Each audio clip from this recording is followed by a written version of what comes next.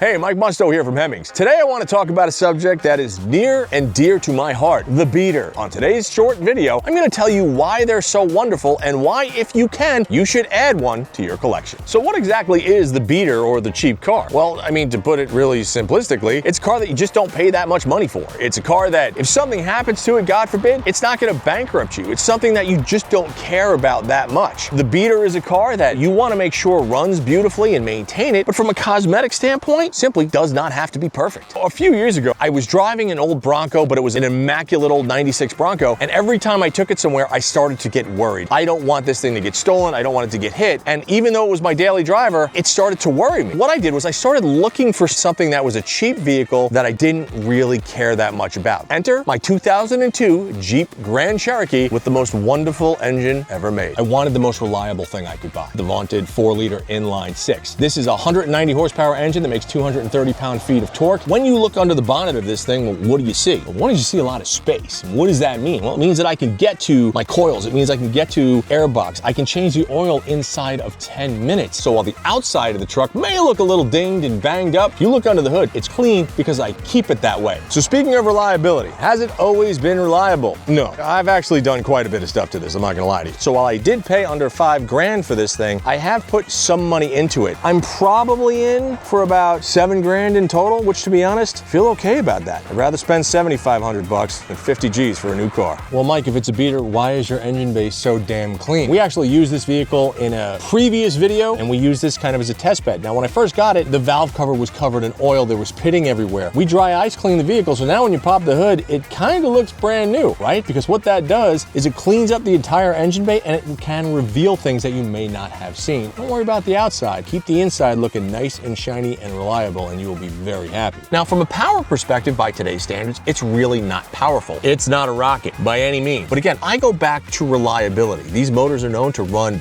well over the 500,000 mile mark if properly maintained, and that's what I was looking for. Serviceability. When I pop the hood, well, I can get to everything. The engine is so narrow that, well, I can see everything and everything fits. Like most old cars, you know, this old Jeep wasn't perfect when I got it by any means, right? If you go down the side, you're gonna see some things, you're gonna see some scratches, and that's totally fine. Watch out for rust, because while in California, we don't have any. If you live in a climate that they salt the roads and whatnot during the winters, if you see a rust bubble like that, underneath it's like that, check everything to make sure that the car is in fact safe for you to drive before you buy it. You're gonna fall in love with it, and that's okay, because let me tell you, the perfect beater will be the most rewarding car you have ever purchased.